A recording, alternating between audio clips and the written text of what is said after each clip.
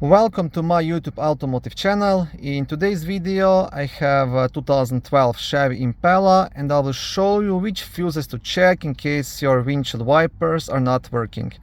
This video will apply to Chevy Impalas made from 2006 all the way up to 2013 and Chevy Impala Limited made from 2013 all the way up to 2016. All the wiper fuses will be located in the main fuse box, which is under the front hood, right here. Now, to remove the cover and access the fuses, you will have two black tabs, one on this side and one on the opposite side. So all you have to do, just have to pull onto those tabs to unlock it, and then pull the cover up. On the back side of the cover, you will also have a small fuse diagram.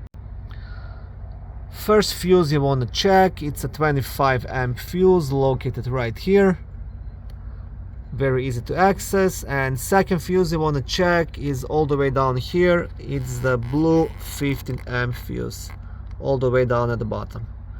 And these are the two fuses responsible for power to the windshield wiper motor.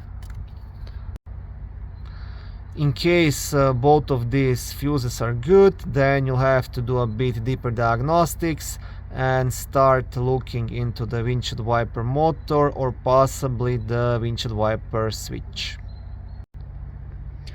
Okay, thank you for watching this short video. I hope it was helpful and educational.